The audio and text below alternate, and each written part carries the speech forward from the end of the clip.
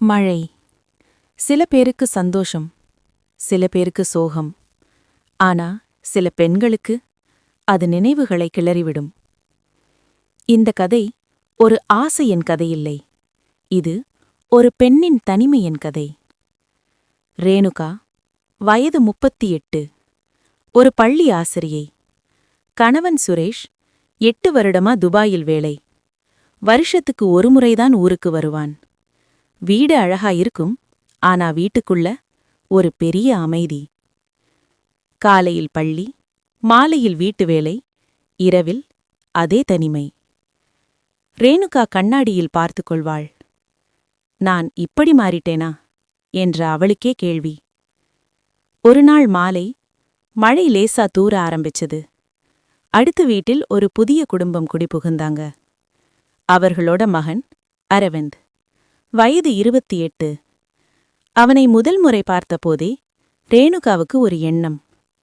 இந்த பையன் ரொம்ப நிதானமாயிருக்கானே. அவன் பார்வையில் திமிரில்லை, அவசரமில்லை, ஒரு மரியாதை. அந்த நாள் மழை சத்தமா பெய்தது.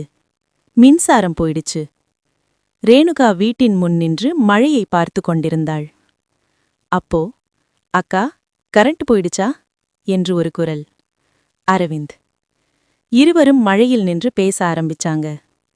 சின்ன சின்ன விஷயங்கள், பள்ளி, வேலை, வாழ்க்கை. நேரம் போனதே தெரியல.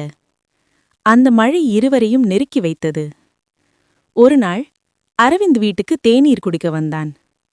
ரேணுகா தேநீர் குடுக்கும்போது அவன் சொன்ன வார்த்தை, அக்கா, இந்த வீட்ல அம்மா இருக்கிற மாதிரி ஃபீல் வருது.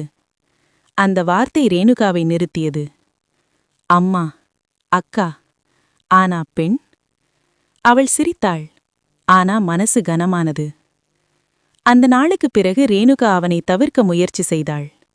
ஆனா அவன் பேசும் மரியாதை, அவன் கேட்கும் கவனம், அவன் பார்வையில் இருக்கும் மரியாதை அவளை குழப்பியது.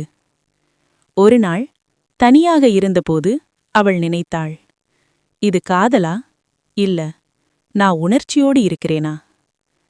ஒரு இரவு மழை, காற்று, இடி. அரவிந்த் வீட்டில் அம்மாவுக்கு உடம்பு சரியில்ல. ரேணுகா ஓடிப்போனாள். மருந்து, தண்ணீர், கவனம். அரவிந்த் அவளை பார்த்து சொன்னான், அக்கா, நீங்க இல்லனா எங்களுக்கு என்ன ஆகும்னே தெரியாது. அந்த வார்த்தையில் ஒரு நன்றி, ஒரு உரிமை. ரேணுகாவின் கண்களில் தண்ணீர். அந்த இரவு ரேணுகா தூங்கவே இல்லை. அவள் முடிவு செய்தாள், அவன் என் வாழ்க்கைக்கான ஆசையில்லை, அவன் என் மனசுக்கான மருந்து. அன்பு எப்போதும் காதலாக மாற வேண்டியதில்லை. சில சமயம் அது உயிர்காற்றாக இருந்தாலே போதும். சில மாதங்கள் கழித்து அரவிந்த் வேலைக்காக வேறு ஊருக்குப் போனான். போகும்போது சொன்னான், அக்கா, இந்த வீட்டை நான் மறக்க மாட்டேன். ரேணுகா சிரித்தாள். மழை பெய்தது. அவள் மனசுக்குள்ள ஒரு அமைதி. என்னை நான் மீண்டும் உணர வைத்த அந்த மாலை மழை, அது போதும். ஆண்டிக்கும் ஆசை இருக்கும், ஆனா மரியாதையோடு. பூ.